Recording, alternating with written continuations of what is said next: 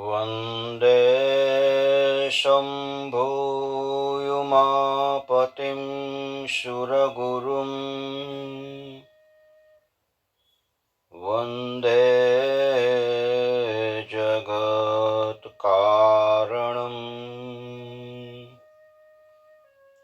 वन्दे पन्नगभूषणं मृगधरम्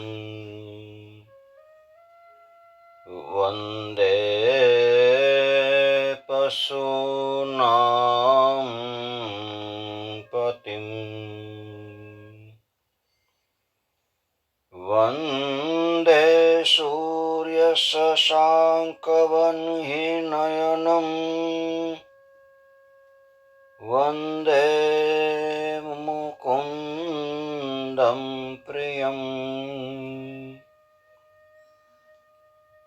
वन्दे भक्तजनाश्रयं च वरदम्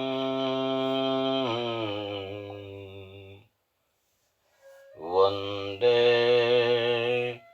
शिवं शङ्करम्।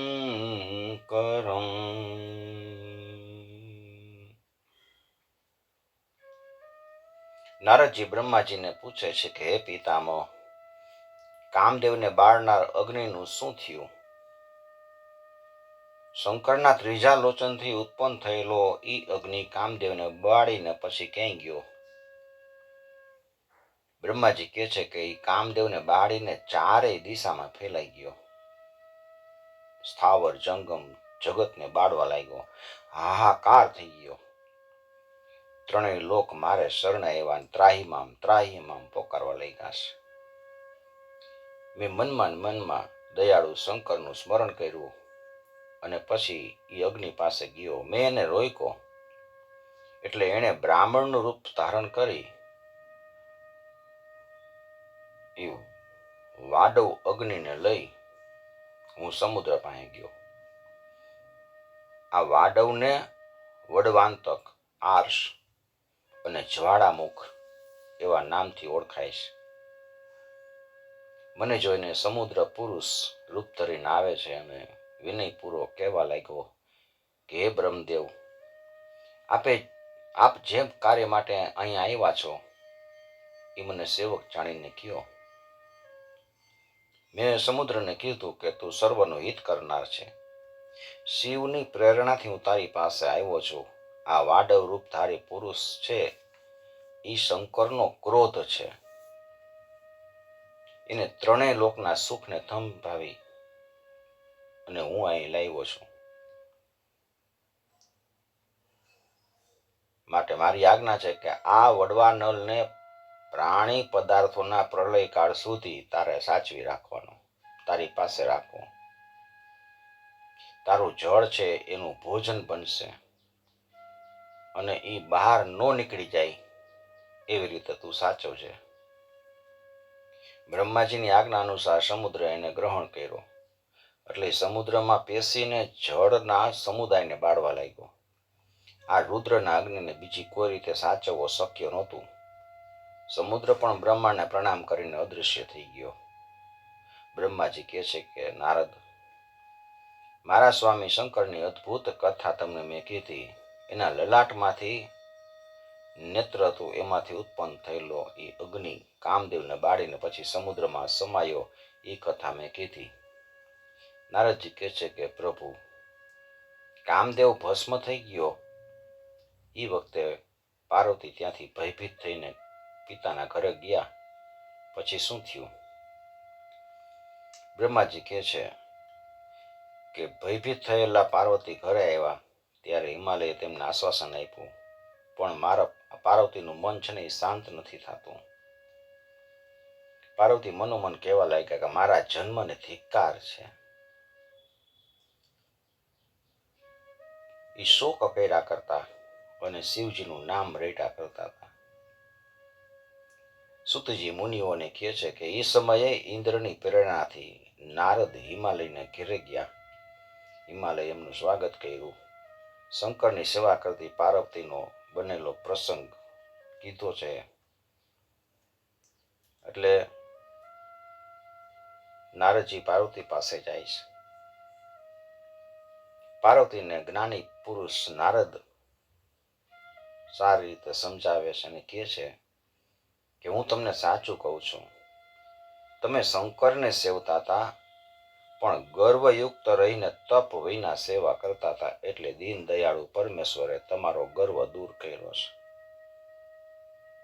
તમારા પતિ તો મહાવૈરાગ્યવાળા યોગીશ્વર છે. એમણે તમારો ત્યાગ કર્યો છે, પણ જો તમે ઉત્તમ તપ આદરીને ફરીથી એની આરાધના કરશો ને, તો તપથી પવિત્ર અને ગર્વરહિત બનેલા તમને શંકર અવશ્ય સ્વીકારશે. પાર્વતી નારદજીનો આભાર માને છે અને ફરીથી તપ કરવા માટે મંત્ર માંગે છે કે મને મંત્ર આપો. નારદજી કહે છે કે શિવ પંચાક્ષર મંત્રનો જપ કરો, એનો પ્રભાવ જ ઉત્તમ છે.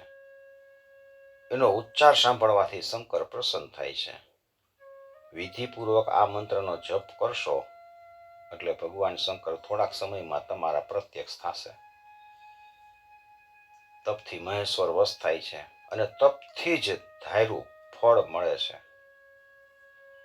પાર્વતી ચ તદા શ્રુત્વા વચનમ તવ નારદ, સુપ્રસન્ના તદા પ્રાપ પંચાક્ષર મનોતમમ.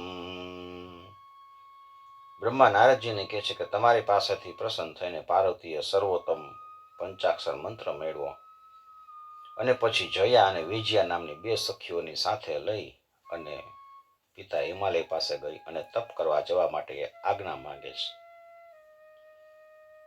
પર્વતરાજ સખીઓને કહે છે કે તમારી વાત મને ગમે છે અને તમારો નિર્ણય છે એ ઉત્તમ છે, પણ પાર્વતીના માતાની સંમતિ તમે મેળવી લ્યો. મેનાની સંમતિ મેળવે છે કે તમારી જો આજ્ઞા થાય તો તમારી આ પુત્રી શિવનું ઉત્તમ તપ કરવા ઈચ્છે છે.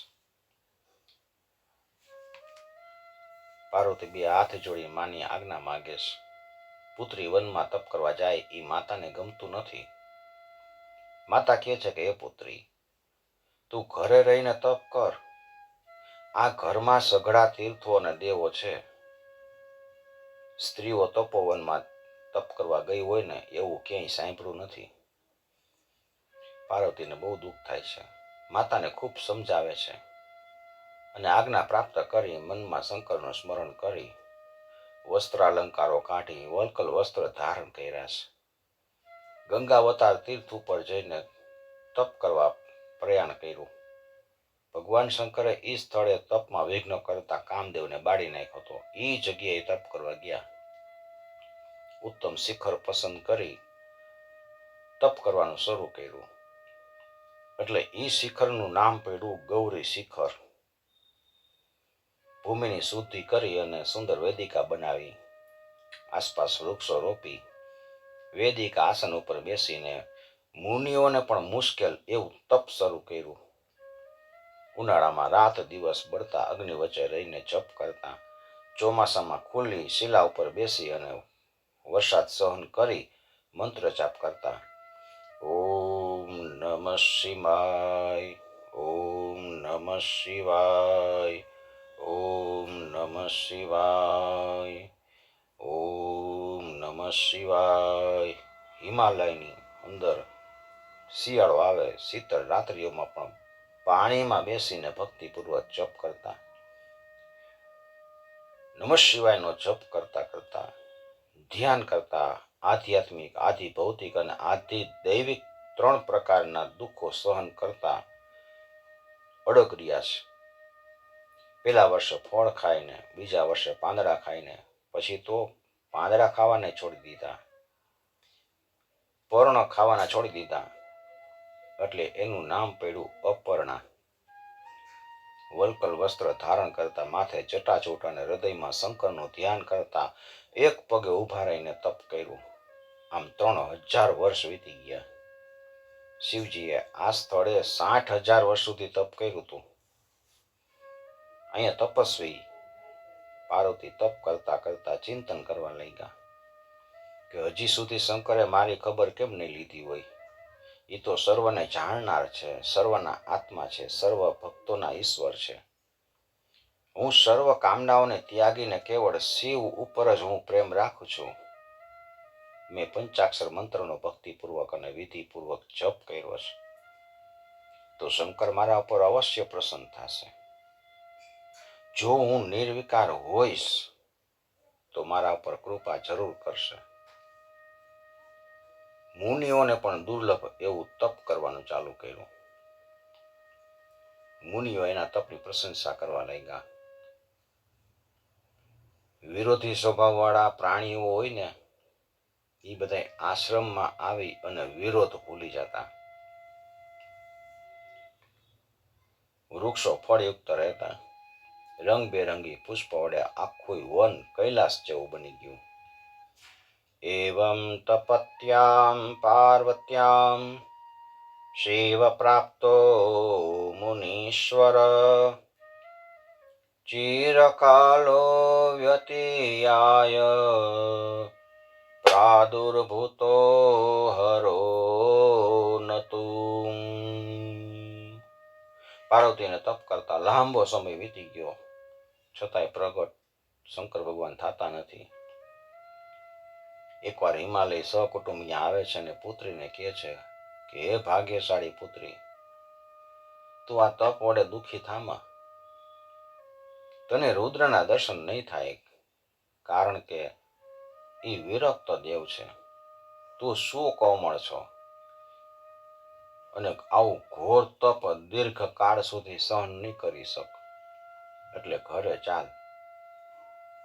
એ શંકર તો નિર્વિકાર છે, એણે કામને બાળી દીધો છે. એ તને સ્વીકારવા નહીં આવે.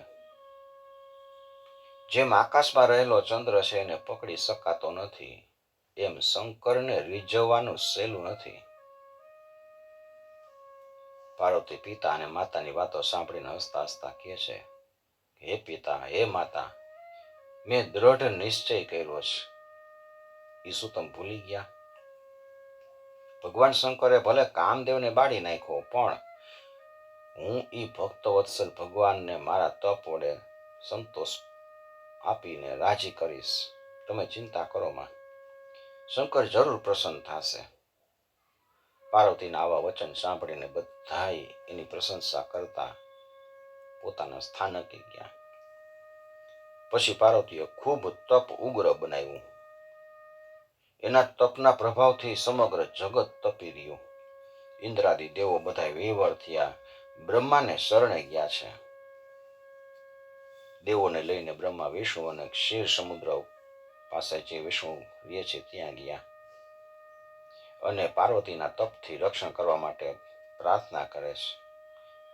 વિષ્ણુ બધા દેવોને કહે છે કે ચાલો આપણે મહાદેવની પાસે જઈ અને પ્રાર્થના કરી, એટલે એ પિનાક પાણી પાર્વતીને વરદાન આપીને તપ પૂર્ણ કરાવશે. દેવોએ શંકા રજૂ કરી કે શંકરે કામદેવને બાળી નાખ્યો, તો એ ક્રોધે ભરાઈને આપણને બાળી નાખશે તો. વિષ્ણુ એને સાંત્વના આપે છે અને કહે છે કે એ ઉત્તમ પ્રભુને શરણે જવામાં જ તમારું બધાનું કલ્યાણ છે. પુરાણ પુરુષ પરથી પણ પર, શ્રેષ્ઠ અને શ્રેષ્ઠથી શ્રેષ્ઠ છે એવા શિવને ચરણે જવામાં કોઈ વાંધો નથી. આમ કહીને બધા દેવોને વિષ્ણુ શંકર પાસે નીકળ્યા, જવા માટે નીકળ્યા. પેલા તેઓ પાર્વતીનો આશ્રમ છે ત્યાં ગયા. તપ કરતા જગદંબાના દર્શન કરે છે અને પછી શંકર પાસે ગયા. શંકર યોગાસને બિરાજેલા છે. ચોપાસ ચારે કોર ગણો છે. ત્યાં જઈને દેવો બધા જાય છે અને પ્રણામ કરી અને સ્તુતિ કરે છે. સતસૃષ્ટિ તાંડવ રચયિતા નટરાજ રાજ નમો નમઃ. હે શંકર પિતા નટરાજ રાજ નમો નમઃ નટરાજ રાજ નમો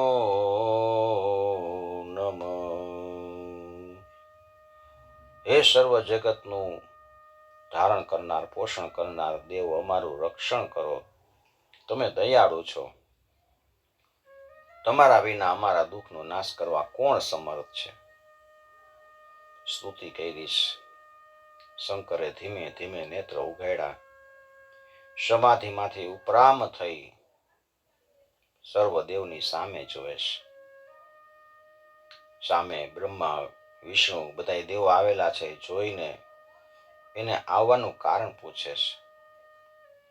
દેવો વતી વિષ્ણુએ કીધું કે હે શંભો, તારકાસુર દૈત્યએ દેવોને અતિ દુઃખ દેવાનું શરૂ કર્યું છે. એ નિર્વિઘ્ને બધાય પાર ઉતરે તારકાસુરના દુઃખમાંથી. એટલે નિવેદન કરવા માટે અમે આવ્યા છીએ.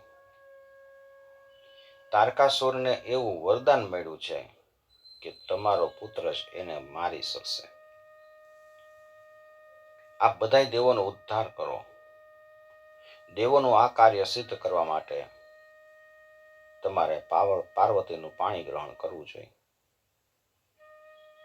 શંકર કહે છે કે દેવો, હું પાર્વતીને જ્યારે સ્વીકારીશ ને ત્યારે સર્વ દેવો, ઋષિઓ, મુનિઓ સંયમમાં નો માર્ગ છે એ માર્ગમાં રહેવા સમર્થ થશે નહીં. બ્રહ્માના વચનથી કામદેવને મેં બાળ્યો. માટે તમે કાર્ય અને અકાર્યનો વિચાર મનમાંથી કાઢી નાખો. પ્રભાવ કેટલો ખરાબ છે કામનો એ ખબર છે? તમે એને ભૂલીને કેવી રીતે ભૂલી જાઓ છો?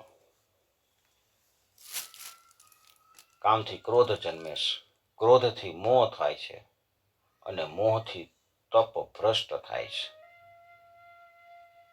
તમારે દેવોએ એ કામ અને ક્રોધનો સંપૂર્ણ ત્યાગ કરવો જોઈએ. એટલે તમે હઠ કરો નહીં. આમ કહીને શંકર ભગવાન શાંત થયા. ફરીથી ધ્યાનસ્થ બની ગયા. દેવો બધાય દીન વચનથી ફરીથી શંકર ભગવાનની સ્તુતિ કરવા માંડી. હે દેવોના દેવ મહાદેવ, હે કરુણા સાગર પ્રભુ, મોટા કલેશથી દુઃખ પામીને અમે તમારા શરણે આવ્યા છીએ. તમે તો શરણાગતનું રક્ષણ કરનાર છો. મહાદેવ તો ભક્તને વશ હોય છે, ભક્તિને વશ હોય છે. દેવો ઉપર પ્રેમવાળા શંકર એની આર્તવાણી સાંભળીને ફરીથી ધ્યાનમાંથી જાગૃત થયા. પ્રસન્ન વદને કહેવા લાગ્યા કે હે દેવો, તમે શા માટે આવ્યા છો એ સાચે સાચું કયો. વિષ્ણુ કહે છે કે શંકર, અમે આપનું જે બધું તમને કીધું એ સાચું જ કીધું છે. તારકાસુરને બ્રહ્માજી આપેલા વરદાન અનુસાર આપના પુત્રના હાથે જ એ દૈત્યનો વધ થઈ શકે તેમ છે. એ વરદાનથી છકેલો તારકાસુર દૈત્ય દેવોને બહુ દુઃખ આપે છે. બીજી બાજુ હિમાલયને ત્યાં દેવી શિવા તમારા માટે જ પ્રગટ થયા છે અને નારદજીના ઉપદેશથી એ તમને પ્રાપ્ત કરવા માટે તપ કરે છે. એના કઠિન તપનું તેજ સચરાચર જગત ઉપર વ્યાપી ગયું છે. આ દેવી પાર્વતીને વરદાન આપવા માટે તમે પધારો. આમ કહી દેવો વેદોક્ત સૂત્ર વડે સ્તુતિ કરી હાથ જોડીને ઉભા રહે છે. શંકર ભગવાન કહે છે, વિવાહ કરવાને એટલે મોટું બંધન પ્રાપ્ત કરવું. બધાય બંધનથી પુરુષ છૂટી શકે છે, પણ સ્ત્રીના બંધનથી છૂટી શકતો નથી. બુદ્ધિમાન પુરુષ જો સુખી રહેવા ઈચ્છતો હોય તો એણે વિષયો ત્યાગવા જોઈએ, વિષયોને છોડવા જોઈએ. આ બધું હું જાણું છું, પણ હું ભક્તોને આધીન છું, એટલે તમારી પ્રાર્થના સફળ કરીશ. હું ભક્તોના બધાય કામ કરું છું, એટલે અયોગ્ય કર્મ કરનાર તરીકે હું પ્રસિદ્ધ થયો છું. કામરૂ દેશના રાજાની પ્રતિજ્ઞા મેં સફળ કરી હતી. મુનિ ગૌતમને કલેશ કરનાર હું જ હતો. દેવો માટે મેં ઝેર પીધું છે. હે દેવો, જ્યારે જ્યારે મારા ભક્તોને વિપત્તિ થાય છે, ત્યારે ત્યારે હું એનું સર્વ દુઃખ દૂર કરું છું. તારકાસુર દૈત્યનું દુઃખ દૂર હું કરીશ. જોકે મને વિહાર કરવાની કોઈ વૃત્તિ નથી, પણ તારકાસુરનો વધ કરનાર પુત્ર ઉત્પન્ન કરવા માટે હું પાર્વતીને પરણીશ. તમે બધા નિર્ભય થઈને સ્વસ્થાને જાઓ. ફરીથી શંકર ભગવાન સમાધિમાં લીન થઈ ગયા. દેવો પોતપોતાના સ્થાને ગયા. શંકરે સમાધિમાં વિચાર કરવા માંડ્યા કે પાર્વતીના તપની પરીક્ષા કરું. પાર્વતીના ઉત્તમ તપથી તેઓ વિસ્મય પામ્યા અને સમાધિમાંથી ચલિત થયા. સપ્તર્ષિઓનું સ્મરણ કર્યું છે. વશિષ્ઠ આદિ સપ્ત ઋષિઓ મુનિઓ ત્યાં હાજર થયા. પ્રણામ કરીને કહે છે કે તમે અમારું સ્મરણ કેમ કર્યું, શું આજ્ઞા છે? શંકરે કીધું કે હે મુનિઓ, તમે દેવોનું હિત કરનાર અને જ્ઞાનમાં ચતુર છો. હમણાં હિમાલયના પુત્રી પાર્વતી દ્રઢ તપ કરે છે અને મને પતિ તરીકે પામવા ઈચ્છે છે. મારી આજ્ઞાથી તમે ત્યાં જાઓ અને એની દ્રઢતાની પરીક્ષા કરો. મારી આજ્ઞાથી તમે એને છળયુક્ત વચનો કહેજો. કહેવામાં કાંઈ સંકોચ ન રાખતા. શંકરની આજ્ઞાથી મુનિઓ હિમાલયના ગૌરી શિખર પર્વત ઉપર જાય છે. ત્યાં એણે દેવી શિવાને તપ કરતા જોયા. દેવીને પ્રણામ કરે છે અને કહે છે કે હે પાર્વતી પુત્રી, તમે એવું કયું કઠિન તપ કરો છો? તમારે શું ફળની ઈચ્છા રાખો છો? શું જોઈ છે? કોનું તપ કરો છો? પાર્વતી કહે છે કે હે મુનીશ્વરો, મારી વાણી સાંભળીને તમને હસવું આવશે, પણ મારું મન છે ને અતિ દ્રઢ છે. દેવર્ષિ નારદની આજ્ઞા મેળવીને શંકર મારા પતિ થાય એવા ફળની ઈચ્છાથી હું તપ કરું છું. મારો પ્રયત્ન પાંખ વિના આકાશમાં ઉડતા પક્ષી જેવો છે, એવો વિચાર છે. પણ કરુણાના ભંડાર ભગવાન શંકર પૂર્ણ કરશે. ઋષિઓ કહે છે કે હે પાર્વતી પુત્રી, તમે નારદનું વચન માનવામાં ભૂલ કરી છે. એ નારદ છે ને એ પોતાને પંડિત માને છે, પણ જૂઠા બોલો છે. પારકા ચિત્તને વ્યાકુળ કરવામાં કુશળ છે. એનો પુરાતન ઇતિહાસ તમને ખબર છે. બ્રહ્માનો પુત્ર જે દક્ષ છે, એને 10,000 પુત્રોને ઉત્પન્ન કરી અને પ્રજા ઉત્પન્ન કરવા માટે આદેશ કર્યો. અને એ બધા તપ કરવા માટે નારાયણ સરોવર ઉપર ગયા. ત્યાં નારદ જઈને એને ખોટો ઉપદેશ આપે છે, એટલે એ બધા વૈરાગ્ય બની ગયા. પિતાના ઘેર પાછા જ ન ગયા. દક્ષે ફરીથી 1000 પુત્રો ઉત્પન્ન કર્યા અને એને અગાઉ મુજબ આજ્ઞા કરી. નારદે એને ભિક્ષુ બનાવી દીધા. આવો નારદનો સ્વભાવ છે. પૂર્વે ચિત્રકેતુ નામનો વિદ્યાધર હતો. એને ઉપદેશ આપીને નારદે એના ઘરને વેરાન બનાવી નાખ્યું હતું. એને પ્રહલાદને ઉપદેશ આપ્યો હતો. એના પરિણામે તો એના પિતા પાસેથી બહુ દુઃખ એને સહન કરવું પડ્યું હતું. એ બગ ભગત ભોળા ભક્તોને, ભોળા લોકોને ભરમાવે છે. તમે એનો ઉપદેશ ગ્રહણ કરીને મૂર્ખ બન્યા છો. તમે જેને માટે આ તપ કરો છો ને, એ શંકર તો ઉદાસીન, નિર્વિકાર અને કામના શત્રુ છે. એને ઘરબાર નથી, કુળ નથી, અમંગળ વેશ ધારણ કરે છે અને ભૂત પ્રેતનો સંગ કરે છે. એ નગ્ન રહે છે અને એને પ્રાપ્ત કરીને તમે શું સુખ પામવાના છો? નારદે તમને ખોટો નિરર્થક મોહ પમાડ્યો છે. તમે વિચાર કરો. આ શંકરે અગાઉ દક્ષ પુત્રી સતીની સાથે લગ્ન કર્યા હતા અને પછી એના ઉપર આડ ચડાવી અને એનો ત્યાગ કર્યો હતો અને પોતે આત્મ સ્વરૂપનું ધ્યાન કરવા સુખ પામ્યા છે, એનું ધ્યાન કરે છે. અને આવા પતિ સાથે તમારો નિર્વાહ કેવી રીતે થઈ શકશે એનો વિચાર કરો. તપ છોડીને ઘરે જાઓ. વિષ્ણુ જેવા સર્વગુણ સંપન્ન દેવની સાથે તમારો વિવાહ અમે કરાવી દેશું. અહીંયા તમે સુખી રહેશો. હઠ છોડી દો. સપ્તર્ષિઓના આવા વચન સાંભળીને પાર્વતી હસતા હસતા જવાબ આપે છે કે હે બ્રાહ્મણો, તમારી વાત મેં સાંભળી, પણ મારી હઠ છૂટી એવી નથી. મારું શરીર પર્વતથી જન્મ્યું છે એટલે સ્વાભાવિક રીતે કઠિન છે. દેવર્ષિ નારદના વચન મને હિતકારી જણાયા છે એટલે હું એનો ત્યાગ ન કરી શકું. ગુરુના વચન સત્ય હોય છે એમ જે સમજે છે ને એને જ સુખ મળે છે.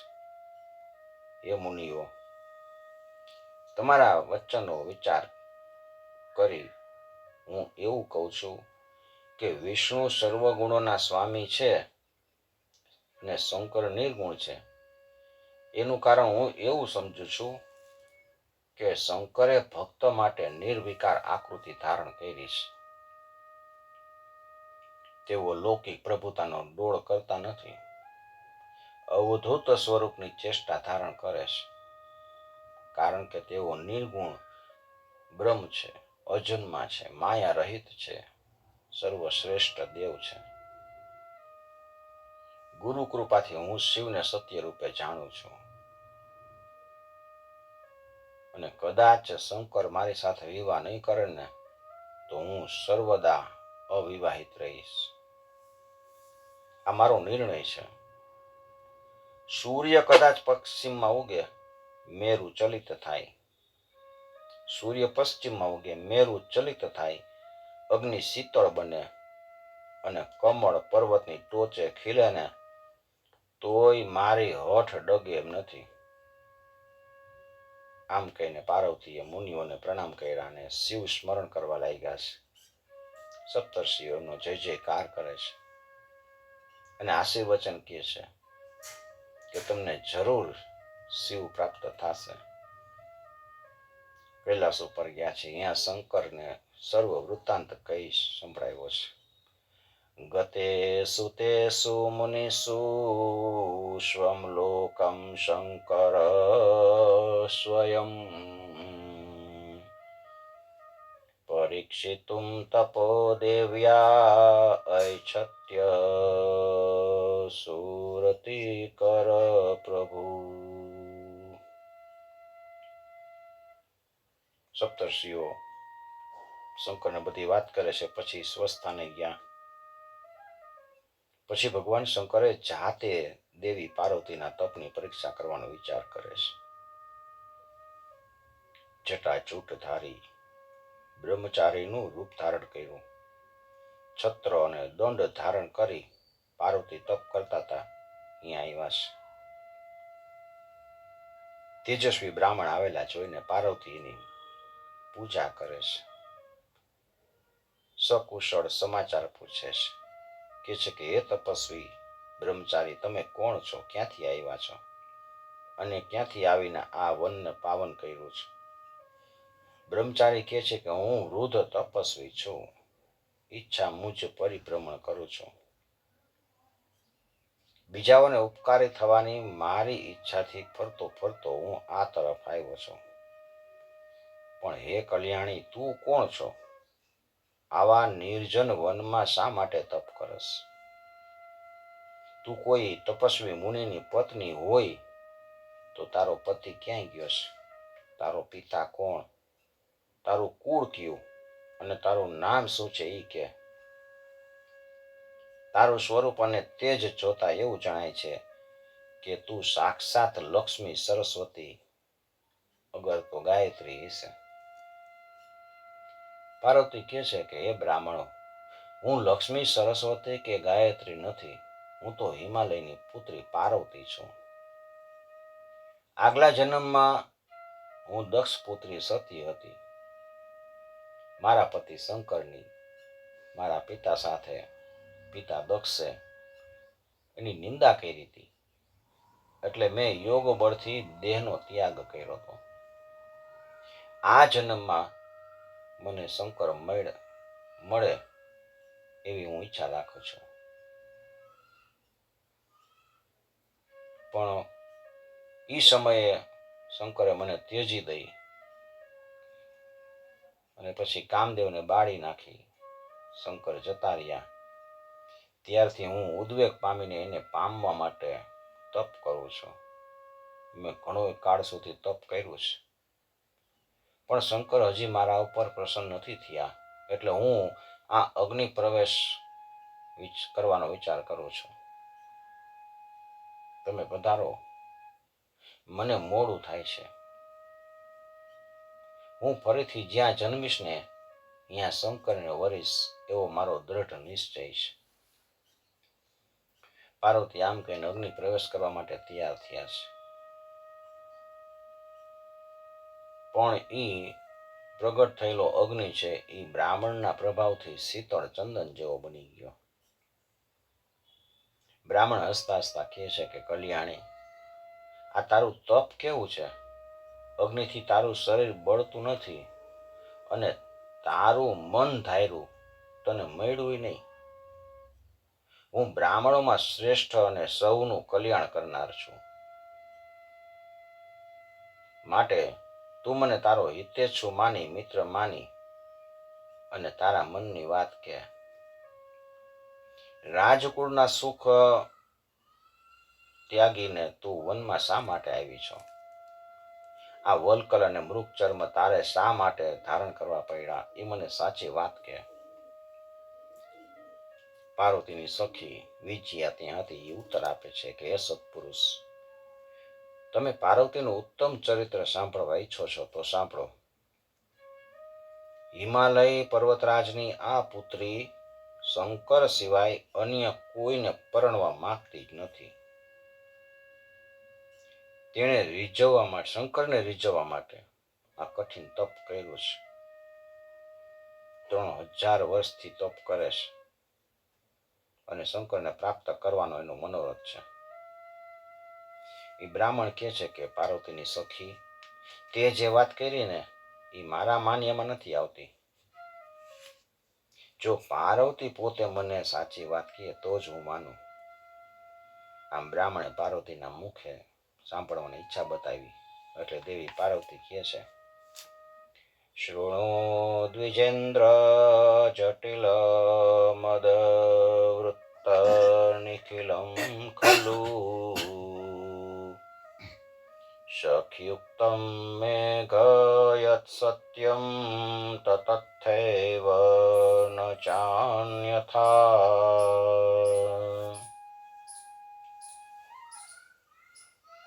એ બ્રાહ્મણ સાંભળો, મારી સખીઓએ જે વૃત્તાંત કીધું છે એ સત્ય છે.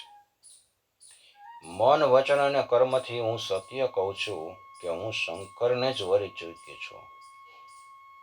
જોકે એ દુર્લભ છે, પણ મારા મનની ઉત્સુકતા હોય હું દ્રઢ મનથી તપ કરું છું. બ્રાહ્મણે કીધું કે દેવી, હવે તમારા મનની વાત મેં જાણી. તમે જેમ ઈચ્છતા હોય એમ કર્યા કરો છો. હવે હું અહીંથી બીજે જઈશ. મારે મિત્ર તરીકે તમને કહેવું જોઈએ કે જેવું કાર્ય છે એવું ભાવિ છે. તમે જેવું કાર્ય કરો છો એવું ભાવિ બને છે. પાર્વતી કહે છે કે તમે જાતા પહેલા મને મારું હિત થાય ને એવો ઉપાય બતાવતા જાઓ. બ્રાહ્મણે ઉત્તર આપ્યો, કે તમારે મારી પાસેથી હિત વચન સાંભળવા હોય ને તો સાંભળો. હું મહાદેવને સર્વ રીતે જાણું છું. જે કહીશ ને એ સત્ય જ કહીશ. શંકર છે એ ભસ્મથી ખરડાયેલા શરીર વાળા છે, જટાધારી છે, વાઘનું ચર્મ ઓઢે છે, હાથીનું ચર્મ પહેરે છે, ખોપરીઓની માળા પહેરે છે, શરીરે સાપ વીંટી રાખે છે, બેડોળ આંખવાળા ને બિહામણા છે, નગ્ન રહે છે, 10 હાથવાળા છે અને ભૂત પ્રેતોની સાથે વાસ કરે છે.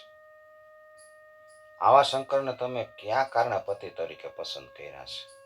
તમારું જ્ઞાન ક્યાંય ગયું? તમારો પિતા પર્વતોનો રાજા છે અને સ્ત્રીઓમાં તમે રત્ન જેવા છો. તો તમે આવા પતિને માટે ઉગ્ર તપ શું કામ કરો છો? કમળની પાંખડી જેવા તમે ક્યાં અને બેડોળ 3 આંખવાળો શંકર ક્યાં? ચંદ્ર જેવા મુખવાળા તમે ક્યાં અને 5 મુખવાળા શંકર ક્યાં? તમારે અંગ ઉપર ચંદનનો લેપ થાય છે, પણ શંકર તો પોતાના શરીરે ભસ્મ ચોપડે છે. તમારા સુંદર આભૂષણો સામે શંકરના આભૂષણો એમાં તમે જુઓ તો વિષધર સર્પો છે. તમારું આ રૂપ છે ને એ ખરેખર શંકરને લાયક નથી. એ શંકર નિર્ધન છે, નહીતર નાગો શા માટે ફરે? એક દુબળો પોઠિયો એનું વાહન છે. તમે જાતે જોયું છે કે તમારો અનાદર કરીને કામદેવને બાળી નાખીને શંકર બીજે જતા રહ્યા. એ વિરાગી સાથે મનને જોડવું તમારા માટે યોગ્ય નથી. આવું બધું વિરુદ્ધ જોઈને હું તો એમ કહું છું કે શંકર તમારે માટે લાયક નથી. છતાંય તમે જેમ ઈચ્છતા હોય ને એમ ખુશીથી કરો. આવું સાંભળીને, શંકરની નિંદા સાંભળીને પાર્વતી મનમાં ક્રોધિત થયા. બ્રાહ્મણને કહે છે કે હે બ્રહ્મદેવ, તમે બ્રહ્મચારીના રૂપ આવીને મને પ્રપંચ ભર્યા વાક્યો કીધા અને પાછા વળી ઊંધું સમજાવો છો. શંકરના સ્વરૂપને હું સારી રીતે જાણું છું. શું કરું? તમને જીવતા રાખવું? બ્રહ્મદેવ છો તમે, નહીતર શિવના નિંદક હોય ને એને જીવતા રાખવા યોગ્ય નથી. તમે શિવ તત્વ સમજતા જ નથી, જાણતા નથી. તમને સમજાવું છું, સાંભળો. ખરી રીતે તો શંકર છે નિર્ગુણ બ્રહ્મ છે, પણ કારણને લીધે એ સગુણ થયા છે. નિર્ગુણ છતાંય સગુણ જણાતા શંકરને જાતિ ક્યાંથી હોય? પૂર્ણ વિદ્યાના ધામને વિદ્યા શું કામ? વિદ્યાથી શું કામ હોય? સર્વના આદિકારણ શંકરની ઉપરનું માપ ક્યાંથી હોય?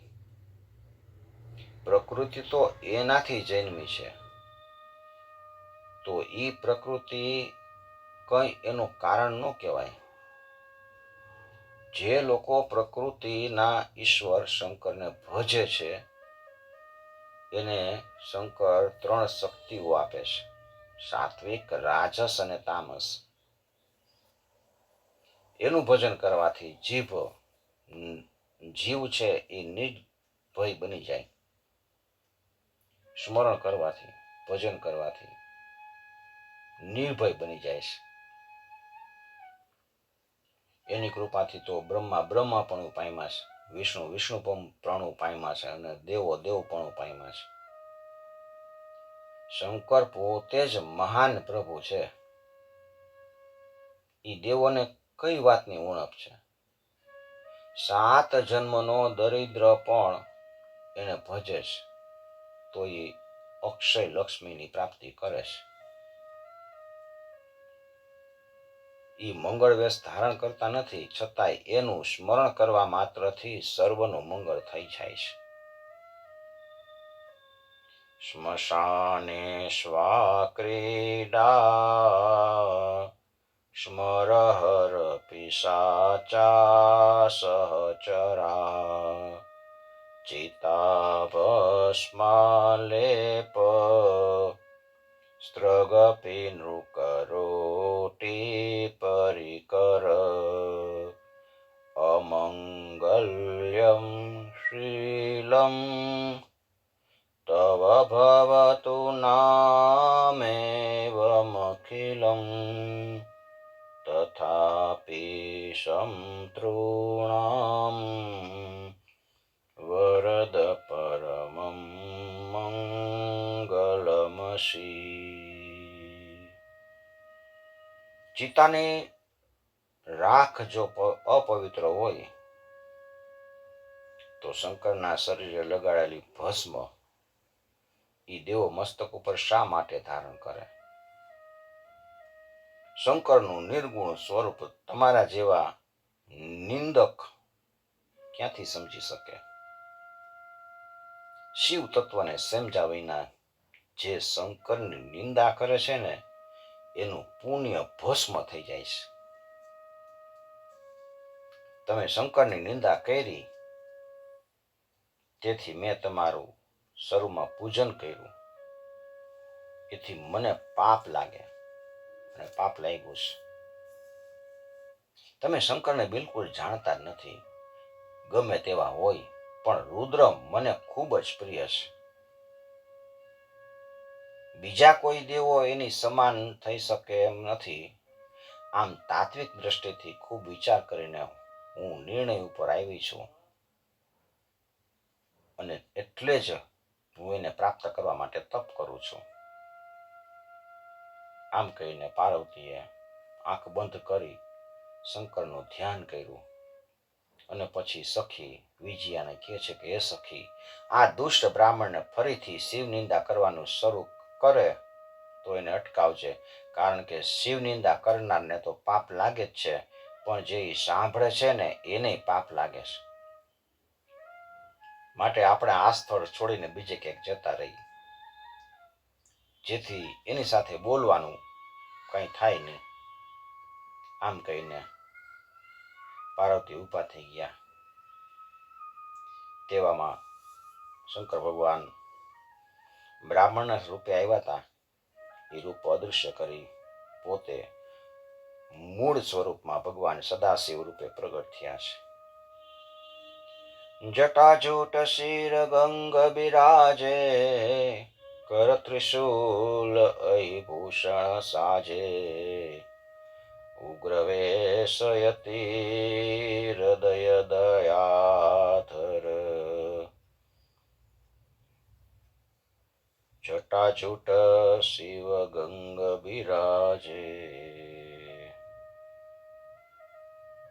પાર્વતી જે સ્વરૂપનું શંકર ભગવાનનું ધ્યાન કરતા હતા એ સ્વરૂપે એને દર્શન આપ્યા. ચાલતા થવા માટે પાર્વતીએ જે પગ ઉપાડ્યો હતો એ સ્થિર થઈ ગયો, ચમત્કાર થઈ ગયો. વિસ્મય પામી ગયા. આ શું? થોડોક કંપ અનુભવે છે. મહાદેવ શંકરે એમનો હાથ ઝાલી લીધો છે. તમ વીક્ષ્ય પથુમવેતિ સરસાંગ્યષ્ટિ,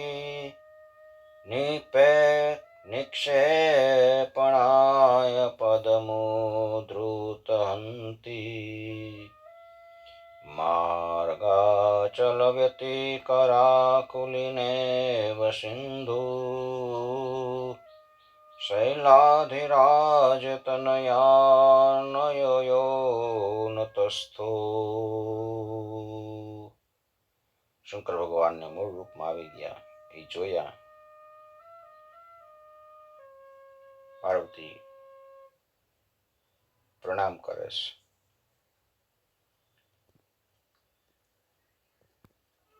પર્વતરાજ ની કન્યા પાર્વતીનું મન સાગરની પેઠે આકુલિત થઈ ગયું.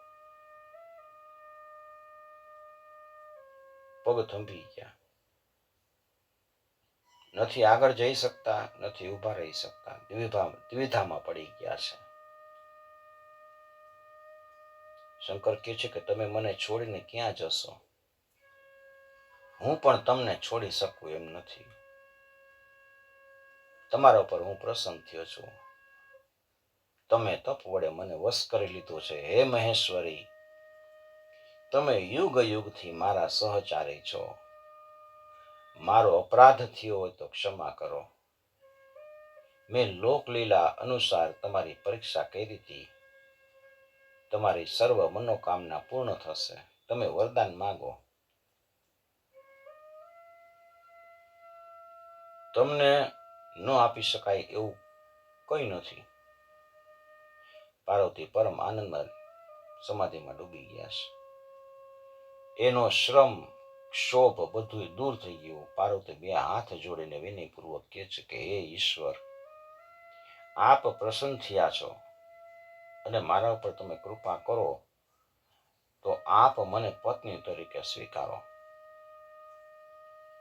હમણાં તો આપની આજ્ઞા લઈને હું પિતાને ત્યાં જઈશ અને આપના વિશુદ્ધ યશનો વિસ્તાર કરવા આપ મારા પિતા પાસે તમે આવી અને મારી માગણી કરો અને પછી મારા પિતાનો ગૃહસ્થાશ્રમ સફળ કરો.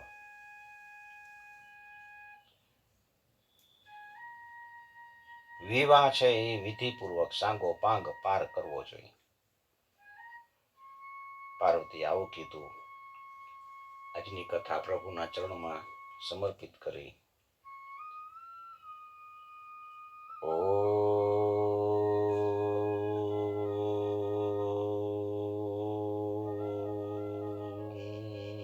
નમઃ પાર્વતી